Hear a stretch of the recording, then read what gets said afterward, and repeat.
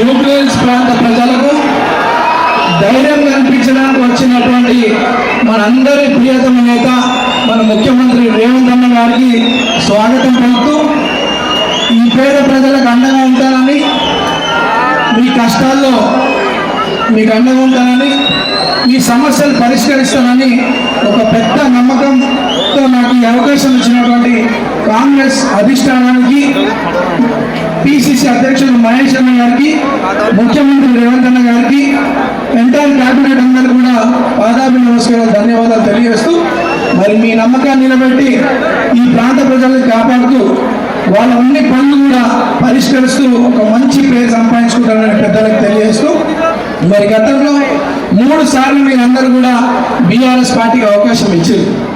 కానీ అభివృద్ధి జరిగిందా? ఏడనన్నా మనకు మర్యాద దక్కిందా? ఎప్పుడన్నా ఈ గల్లీలలో ఎమ్మెల్యే తిరిగిందా? నేను ఎన్నిసార్లు తిరిగినా? నన్ను చూసినాను సార్లు ఏ లీడర్ చూడకుండా వచ్చాడు. మీ గల్లీలలో పుట్టి మీ గల్లీలలో తిరిగినోని, మీ బస్తీ వాసన మీ కళ్ళ ముందు పెరిగినోని ఈరోజు మనలో మీలో ఒకరినైనటువంటి నాకు ఈ అవకాశం రావడం పెద్ద అదృష్టంగా భావిస్తూ, ఆ దేవుడు రేవంత్ అన్న రూపంలో వచ్చి మనకి అవకాశం కల్పిస్తుంది. ఈరోజు కాంగ్రెస్ పార్టీ మన బస్తీ వాసులైనటువంటి వారికి అవకాశం ఇస్తూ బాధ్యత తీసుకుంటుంది. మరి మన బాధ్యత ఏంది? మన బాధ్యత ఏంది? అన్న గౌరవం నిలబెట్టాలి.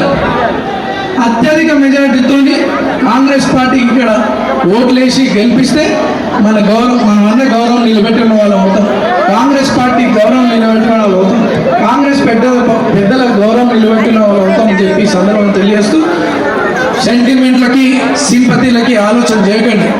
ఎలక్షన్ అంటే మన భవిష్యత్తుకి సంబంధించినటువంటి విషయం, మన పిల్లల భవిష్యత్తుకి సంబంధించినటువంటి విషయం, మన ప్రాంత అభివృద్ధికి సంబంధించినటువంటి విషయం. 10 ఏళ్ళు ఎటువంటి అభివృద్ధి జరగలే.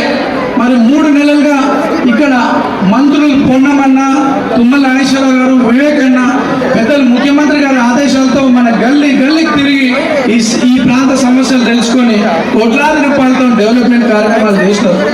అదే రకంగా సంక్షేమ పథకాలు కూడా చాలా మందికి అందినాయి. వైట్ రేషన్ కార్డ్స్, సన్న బియ్యం, నేను ఏ గల్లీకి పోయి అడిగినా కానీ తెల్ల రేషన్ కార్డు వచ్చిందని చాలా సంతోషంగా ఉన్నారు. సన్న బియ్యం వాడుతుంది, తింటున్నామని చాలా సంతోషంగా ఉన్నారు. ఈరోజు కాంగ్రెస్ పార్టీ పట్ల రేవంత్ అన్న నాయకత్వం పట్ల మన ప్రాంత ప్రజలకు బలమైన భరోసా వచ్చింది. మన ప్రాంతం అభివృద్ధి చెందాలంటే కాంగ్రెస్ పార్టీకి ఓటేస్తామని చెప్పి నేను పాదయాత్రలు తిరుగుతుంటే ప్రతి